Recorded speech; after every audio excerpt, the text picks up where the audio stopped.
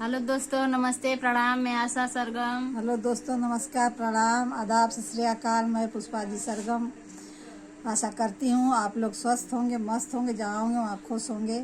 आप लोग के सामने हम लोग लेकर आए हैं एक छोटी सी नाच गीत। आप लोग सुनिए और उसे कमेंट बॉक्स में जरूर बताइए कैसा लग रहा है, और सब्सक्राइब जरूर करिए, लाइक शेयर भी करिए।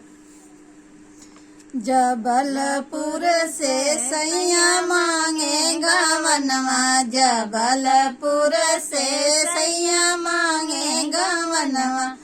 पापा कहे बेटी होबू सपनवा, पापा कहे बेटी होबू सपनवा।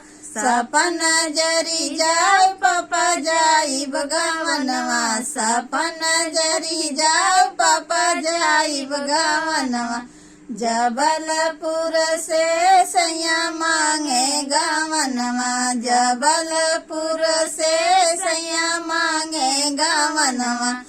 चाचा कहे बेटी होबू सपनवा, चाचा कहे बेटी होबू सपनवा। सपन जरी जाए चाचा जाइब गवनवा, सपन जरी जाए चाचा जाइब गवनवा।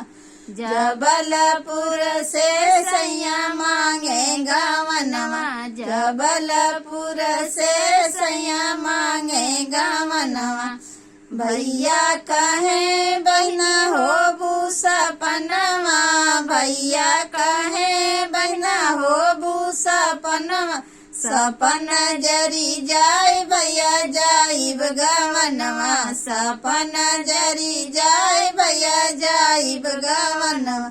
जबलपुर से सैया मांगे गवनवा, जबलपुर से सैया मांगे गवनवा। मम्मी कहे बेटी होबू सपनवा, मम्मी कहे बेटी होबू सपनवा। सपन जरी जाए मम्मी जाइब गवनवा, सपन जरी जाए मम्मी जाइब गवनवा। जबलपुर से सैया मांगे गवनवा, जबलपुर से सैया मांगे गवनवा। चाची कहे बेटी होबू सपनवा, चाची कहे बेटी होबू सपनवा। सपन जरी जाए चाची जाइब गवनवा, सपन जरी जाए चाची जाइब गवनवा।